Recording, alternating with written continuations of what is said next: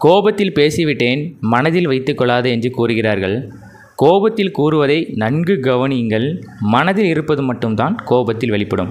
அதாவது எப்படின்னா, நம்ம ஒரு சில விஷயங்களில் யார்கிட்டையாவது நம்ம அதிகமாக கோபப்பட்டுருவோம். அப்போ அவங்க அந்த டைமில் கோவப்படும் போது நம்ம ரொம்ப ஃபீலிங்ஸ் ஆயிரும். ஐயோ, இவங்க என்னப்பா இப்படி நம்ம மேலே கோவப்படுறாங்க அப்படின்னு சொல்லிட்டு நம்ம என்ன செஞ்சுக்கிறோம், அவங்க மேலே நம்ம அதிகமாக கோபத்தை செலுத்துவோம்.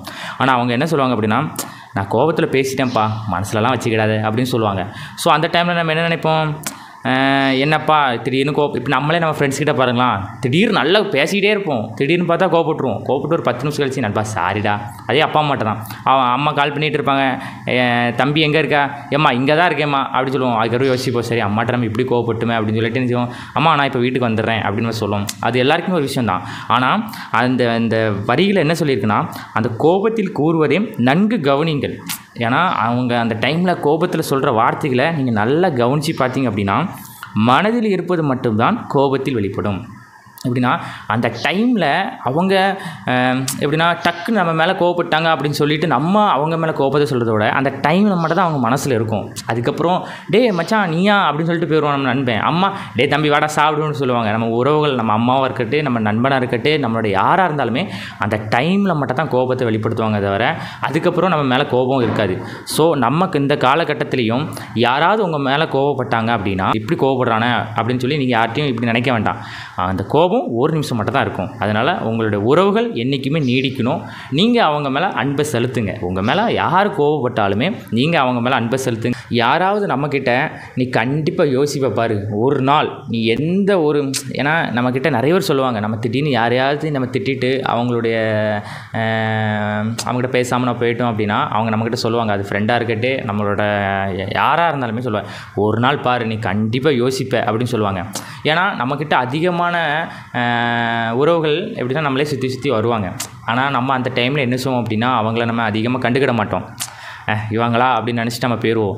ஆனால் திடீர்னு பார்க்கும்போது தான் அவங்கள நம்ம இழந்ததுக்கப்புறம் ஒரு மாதம் கழித்து நம்ம யோசிப்போம், சரி நம்ம டெய்லியும் நமக்கு மெசேஜ் பண்ணாங்க, நமக்கு கால் பண்ணாங்க, நம்ம போகும்போது சிரித்தாங்க, நம்ம அவங்க அப்போ கண்டுக்கிடாதப்போ இப்போ நம்ம அவங்க இல்லையே அந்த இடத்துல பார்க்கும்போது நம்ம இல்லைன்னு சொல்லி நம்ம அந்த இடத்துல நம்ம ரொம்ப ஃபீல் பண்ணுவோம். அதுதான் என்றைக்குமே ஒரு உறவு நம்மளை நேசிக்கிறாங்க அப்படின்னா அந்த உறவுகளை நம்மளை நேசிக்கணும். ஏன்னா இந்த உலகத்தில் கிடைக்கிறது ஒரே ஒரு உறவு தான். ஏன்னா அன்பு என்பது எல்லாரும் செலுத்த மாட்டாங்க. நம்ம மேலே ஒருத்தர் அன்பு செலுத்துகிறாங்க அப்படின்னா நம்மளும் மீண்டும் ஒரு முறை அன்பு செலுத்தணும். அந்த உறவு நமக்கு ஒரு டைம் தான் கிடைக்கும், அதுக்கப்புறம் நம்ம வரமாட்டாங்க. ஏன்னா நம்ம கல்லூரி வாழ்க்கையும் அப்படி தான்.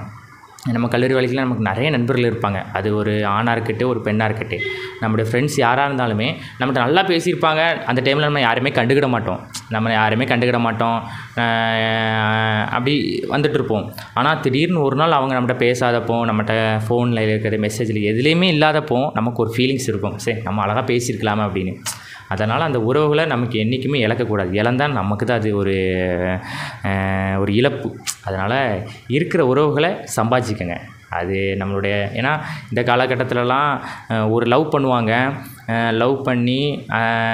பண்ணும்போது நிறைய அன்புகள் இருக்கும், நிறைய ஷேரிங் இருக்கும். ஆனால் திடீர்னு அவங்க நம்ம கூட இல்லாதப்போ தான் நமக்கு ஒரு கவலை இருக்கும்.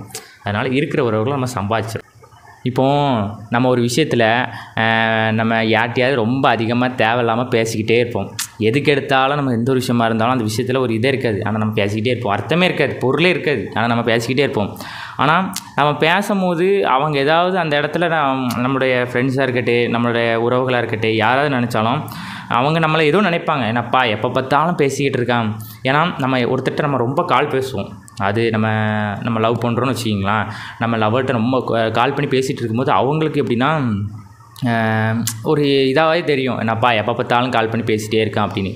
அந்த டைமில் நம்ம ஒரு ஃப்ரெண்ட்ஸ்கிட்ட பேசுகிறோம், லவர்ஸ்கிட்ட பேசுகிறோம், அம்மாக்கிட்ட பேசுவோம், எல்லார்ட்டையும் பேசுவோம். ஆனால் யாருமே அப்படி நினைப்பாங்கன்னு தெரியல. ஆனால் ஒரு சில உறவுகள் அப்படி நினைப்பாங்க, எப்போ பார்த்தாலும் நம்மகிட்ட பேசிகிட்டே இருக்கான்னு.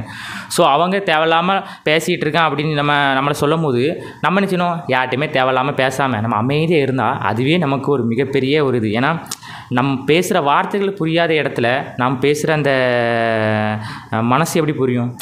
நம்ம பேசுகிறோம், அந்த இடத்துல அவங்களுக்கு நம்ம என்ன பேசுகிறோன்னே தெரியாது. அதே போல் நம்ம வார்த்தைகள் எப்படி அந்த இடத்துல புரியாது. அதனால் நம்ம யார்கிட்ட இருந்தாலும் ஒரு அளவுக்கு தான் பேசணும் போல். ஏன்னா இந்த காலகட்டத்தில் பொறுத்த வரைக்கும் நம்ம அதிகமாக ஒருத்தர் மேலே நம்ம அன்பு செலுத்தினா அதே இது நமக்கு தான் கஷ்டம். அதனால் இருக்கிற காலத்தில் நம்ம ஒரு நல்ல உறவுகளை சம்பாதிச்சு அவங்ககிட்ட பேசினாலே போதும். நம்ம எல்லார்கிட்டையும் தேவையில்லாமல் பேசி அவங்கள மனசை கஷ்டப்படுத்துறதோட நம்ம பேசுகிற வார்த்தை அவங்களுக்கு புரிய போகிறது இல்லை. அதனால் எதுக்கு? அதனால் இருக்கிற லைஃப்பில் நம்ம ஜாலியாக நல்லா என்ஜாய் பண்ணிவிட்டு நல்ல ஒரு நிம்மதியான ஒரு வாழ்க்கையில் ஜாலியாக இருக்கிறது தான் நல்லது. ஏன்னா இந்த காலகட்டத்தில் பொறுத்த வரைக்கும் எந்த ஒரு கவலையாக இருந்தாலும் நல்லா ஜாலியாக சுற்றிடுங்க. நேரம் போதா ஒரு 6 நாள் நம்ம வேலை பார்த்தா 7வது நாள் ஜாலியாக எங்கேயா சுற்றினா தான் நம்ம மனசு ஏன்னா ஃப்ரீடமாக இருக்கும், நம்ம மனசு கொஞ்சம் நிம்மதியாக இருக்கும். அதனால் இருக்கிற லைஃப்பில் நல்லா ஜாலியாக இருங்க, என்ஜாய் பண்ணுங்கள். எந்த ஒரு விஷயத்துக்கும் நீங்கள் கவலைப்படாதீங்க. ஏன்னா இந்த கவலைப்பட்டால் நமக்கு தான் அது கஷ்டம் தவிர அடுத்தவங்க நம்மகிட்ட கேட்குற அந்த வார்த்தை அவங்களுக்கு கஷ்டம் இருக்காது. அதனால் எந்த ஒரு விஷயமா இருந்தாலும் ஹாப்பியாக இருங்க, ஜாலியாக இருங்க. எப்பொழுதும் நான் உங்கள் விஜய் சானந்த். டாடா பாய்.